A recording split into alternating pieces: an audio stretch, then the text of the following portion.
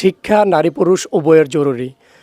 বাস্তবতার যে শিক্ষা বা বাস্তব জিনিসটা কি, বাস্তবতা কি, এটা শেখা আরও বেশি জরুরি নারীদের জন্য। কারণ পুরুষ মানুষ বাস্তবতা একসময় শিখে যায়।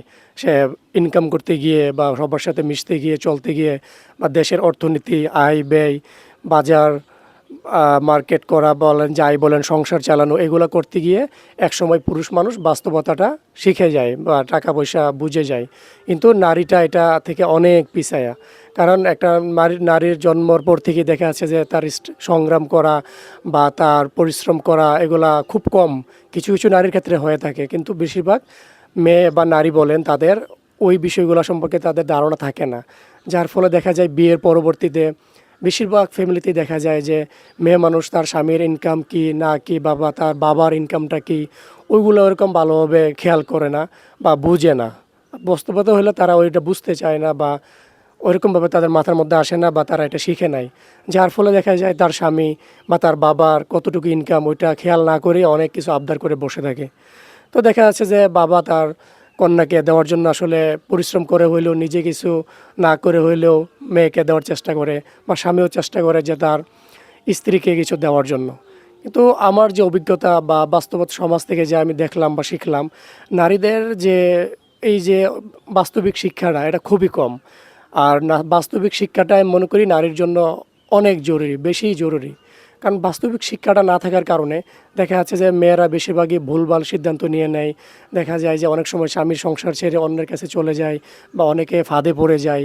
এগুলা বাস্তবতা না বোঝার কারণে, যে বর্তমান সমাজে কি হচ্ছে, নারীরা যে ধোঁকায় পড়তেছে বা আরও অন্যান্য অনেক সমস্যায় পড়তেছে, এগুলা শুধু বাস্তবতার শিক্ষাটা না থাকার জন্যই এগুলা হচ্ছে।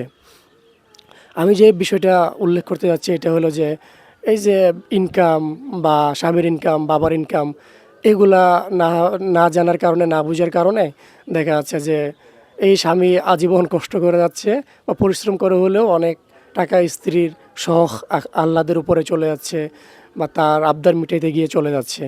হ্যাঁ, বা একটা সেভিংস যে আছে ভবিষ্যতে সঞ্চয় বা টাকা একটু হিসাব করে চলা।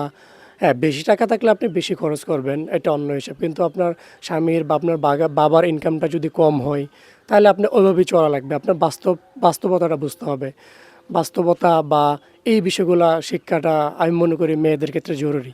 একদম কম শিক্ষিত মেয়ে এবং বেশি শিক্ষিত মেয়ে, উভয়ের মধ্যে এই সমস্যাটাই দেখলাম আমি বেশি। যদিও শিক্ষিতদের মধ্যে একটু বেশি থাকে, যে শখ আহ্লাদ বা ঘোরাফেরা, কেনাকাটা, এই বিষয়গুলো একটু বেশি থাকে, উভয়ের মধ্যেই থাকে। কিন্তু এগুলো আসলে উপলব্ধি করা উচিত। যারা স্বামী আছেন তারা তার স্ত্রীকে বিষয়গুলো বোঝানো উচিত, বাস্তবতা কী জিনিস বা টাকা পয়সার বিষয়গুলা, খরচগুলা কী করা উচিত না না উচিত, এগুলো সে বোঝানো উচিত। বিশেষ করে ছোটোবেলা থেকে শিক্ষা দেওয়া উচিত। বাবা মায়েদের উচিত কন্যা সন্তানকে বাস্তবতা শেখানো, টাকা পয়সার বিষয়গুলো শেখানো, সেভিংস শেখানো, বা বর্তমান সমাজে কী পরিস্থিতি এগুলো শেখানো।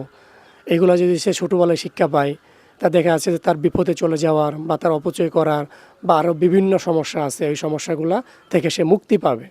কারণ বাস্তবতার শিক্ষাটাই আপনার বেশি জরুরি। কারণ বই পুস্তকে তো আমরা অনেক শিখি, আর টিভি সিরিয়াল দেখে দেওয়া মাশাল্লাহ আমরা কি আলতু ফালতু জিনিস শিখি।